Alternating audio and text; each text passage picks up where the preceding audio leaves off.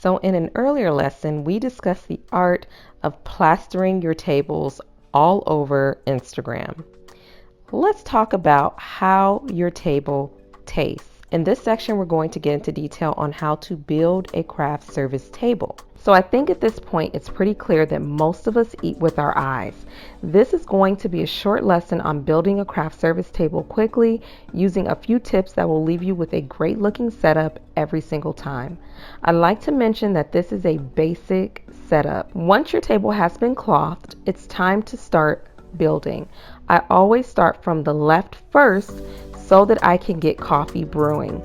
I will be doing the same for today's demonstration, sans the coffee brewing. Once you're on set, you can get as fancy as you'd like, but for the sake of this demonstration for our first lesson on building a craft service table, I'm going to keep it simple. We will start with our base, which is a 6-foot table. As I mentioned earlier, I only use black tablecloths. Feel free to use whatever you're comfortable with. If you're just starting out, don't worry about purchasing tables. Production will provide these. I like to add height to my tables, and so I'll be adding a riser underneath my tablecloth. You can add risers anywhere on your table, wherever you feel like you need a little bit of height or depth for your items. A riser can be anything that you want, a box, a tray, a basket. As long as it supports the weight of whatever will be sitting on top of it, then go for it. Now I'm going to add my coffee urn and tea kettle back in.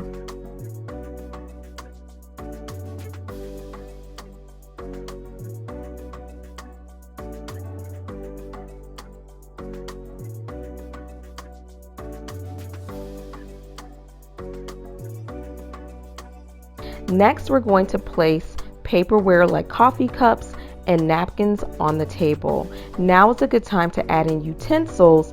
Just make sure that they are individually packaged. Once I have coffee brewing, it's time for me to add my centerpiece. You can get as creative as you'd like. I will typically stick to green foliage of some sort that's faux. After adding in my centerpiece, it's time to start with my tiered baskets. Remember the pre-packed baskets from your prep day. These are it. This will make setting up your job so much easier, I promise.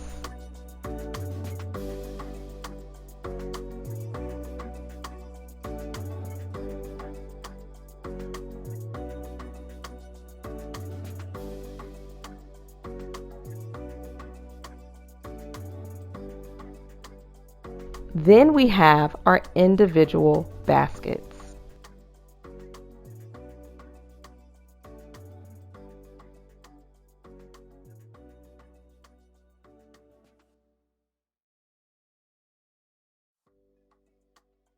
To round off our table, I'm going to add a fruit bowl with whole fruit.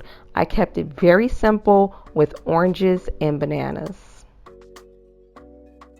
Lastly, I almost forgot my tea station for my non-coffee drinkers. This is a durable, handy tea station that houses a variety of tea bags.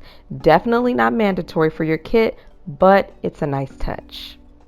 So let's recap. Coffee station is set up first. This includes your teacups, your lids, napkins, utensils, etc. Then we have our centerpiece. Get as creative as you like. Show a little personality, but definitely don't break the bank. After that, we have our tiered baskets. I like to stay small to mid-size with easy breakdown. My baskets for my tiered trays are removable, making it easier to pack during my prep the night before.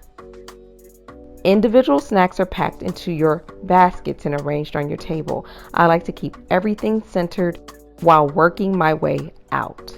Don't forget easy snacks like whole fruit, something people can grab after they've washed and sanitized their hands.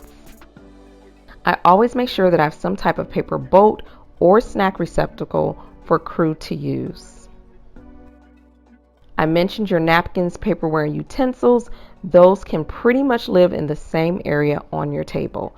And that's a basic craft service table build.